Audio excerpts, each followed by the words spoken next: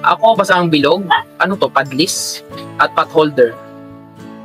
Kaya lagi ako nanonood sa lahat ng mga vlog. Pinapanood ko yan. Marami akong natututunan. Ang gamit kong makina di padjak lang. Senior na po ako at may libangan ako dito sa bahay na inuupahan namin. Salamat sa pagbablog mo. Alam niyo sa mga senior, no? Kasi yung lola ko, umabot yun ng 80 plus eh. Hindi ko, namatay siya kasi taong 2021. 2021 lang.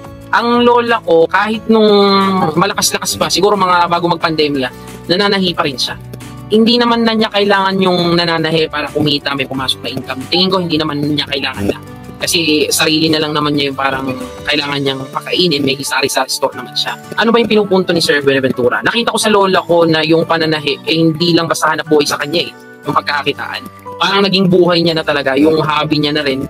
Nasabi niya nga sa akin noon na, actually alam ko yun na pinapatigil na siya ng mga anak niya. Tito-tita ko na manahi, huwag ka na manahi. Bigyan ka na lang namin ng allowance, parang ganyan, basta huwag na raw siya manahi. Kasi nga, nung time na yon bago mag-pandemya, nagkakaroon, yung nagkakasakit-sakit siya minsan na yung na-hospital, na-check up, na ang isa sa mga tinuturong rason is yung alikabok ng tela. Kasi nga, syempre may edad na. And ayon sa lola ko, kaya kahit nagkakasakit siya sa pananahe, kasi nga 80 plus na ayaw niya tigilan yun, hindi naman dahil sa kinikita niya pa. Pero kaya niya pa kumita kasi nakakatahi pa naman siya ng test. Ayaw niya tumigil dahil yun na yung parang naging buhay niya. Yun na yung ginagawa niyang libangan para hindi siya mag-isip ng kung ano-ano. So, more on hobby na sa mga may edad talaga. And bonus na lang kung kumita pa. Iba talaga yung home-based job na kahit anong edad mo, magagawa mo pa rin yung mga bagay na hilig at gusto.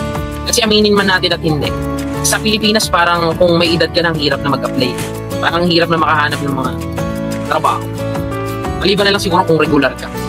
Pero kung nagre-retire din naman, iba pag may sarili talaga. Na kahit sabihin mo nagka-edad ka, umabot ka ng mga 200 years, no?